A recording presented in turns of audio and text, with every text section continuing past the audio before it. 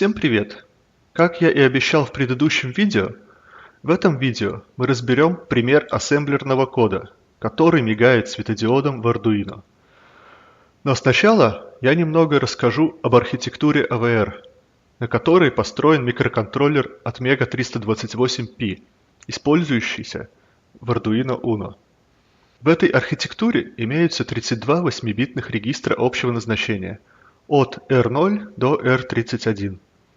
Последние 6 8-битных регистров можно использовать как 3 16-битных регистра X, Y и Z, где 16-битный регистр X – это два 8-битных регистра R26 и R27, регистр Y – это регистры R28 и R29, и регистр Z – это регистры R30 и R31. Ссылку на документацию AVR-инструкций, так же как и ссылку на от Mega328P datasheet, я оставлю в описании к видео. Также хочу подчеркнуть, что мы используем GNU Assembler, и синтаксис ассемблера из документации Microchip будет отличаться от синтаксиса GNU Assembler. Поэтому в документации я рекомендую смотреть только инструкции.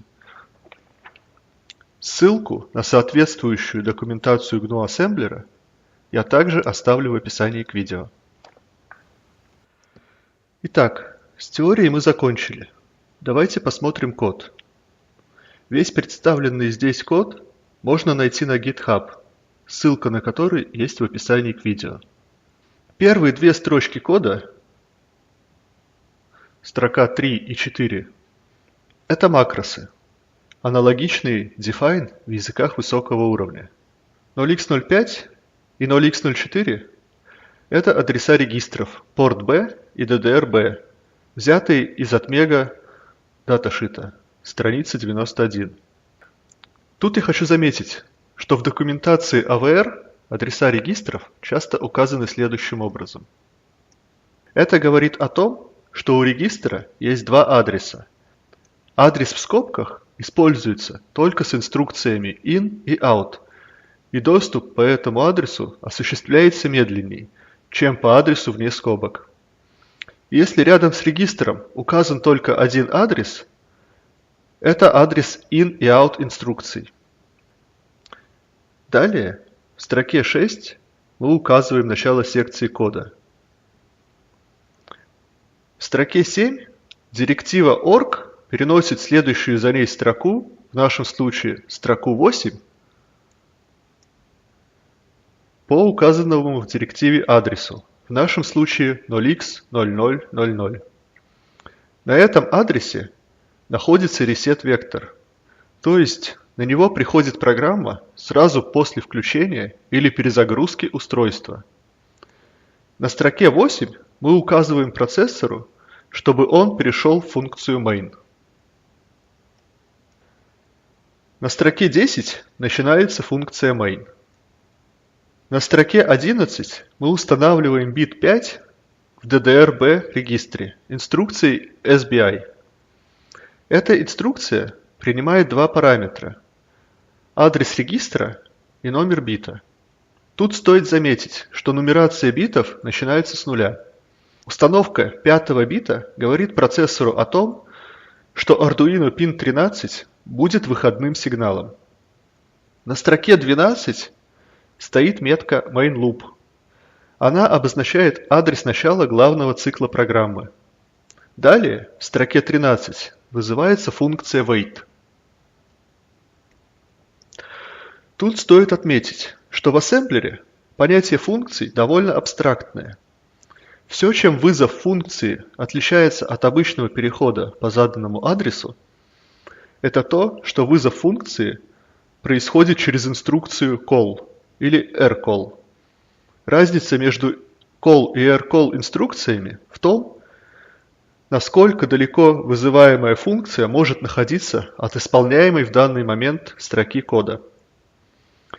Call и rcall инструкции сохраняют адрес возврата в стэк и переходят по указанному в метке адресу.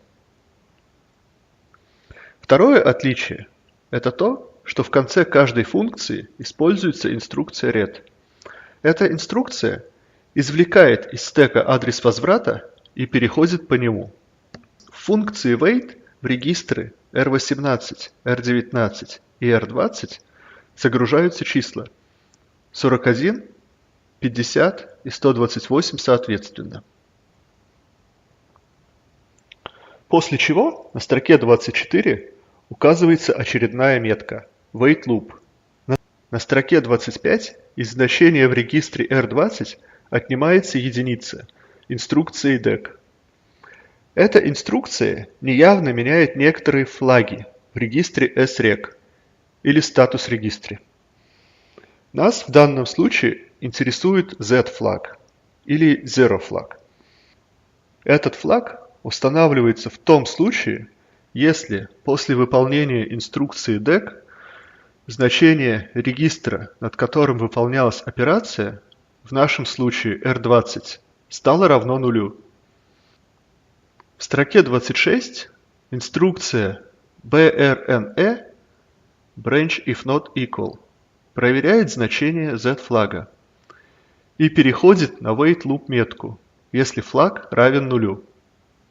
В строках с 27 по 30 все то же самое повторяется с регистрами R19 и R18. Когда все три регистра будут равны нулю, программа выходит из функции wait. После чего в строке 14 инструкция SBI устанавливает бит 5 в регистре порт B, и встроенный в Arduino светодиод загорается. Далее снова вызывается функция wait, и в строке 16 инструкция CBI сбрасывает бит 5 в порт B регистре, и Arduino светодиод гаснет. В строке 17 выполняется безусловный переход на метку main loop. Таким образом, main loop образует бесконечный цикл. В строке 33 директива end обозначает конец программы. В самом конце программы есть одна пустая строка, 34. Без этой строки GNU-компилятор будет выдавать предупреждение. Далее рассмотрим, как это все скомпилировать и загрузить в Arduino. Самый простой способ – это установить себе Arduino IDE. И в папке, где установлен Arduino IDE, найти AVR AS.exe, AVR LD.exe и AVR obj copy.exe файлы. В моем случае они находятся на D-диске Arduino 1.8.3, Hardware, Tools, AVR, Bin, каталоги.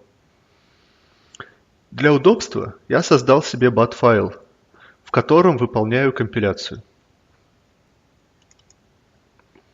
В первой строчке этого файла я очищаю экран командной строки, чтобы вывод предыдущих компиляций не мешал. В строчке 2 я запускаю компиляцию ассемблера, передавая компилятору, какой процессор используется, опция MMUC. Файл, где находится код ассемблера, main.s, и говорю, что выходной файл будет называться main.o. В третьей строке я запускаю линковщик, которому указываю сгенерированный в предыдущей строке объектный файл main.o. И на выходе получаю main.elf файл. В четвертой строке я преобразую main.elf в main.hex. Запускаем скрипт компиляции.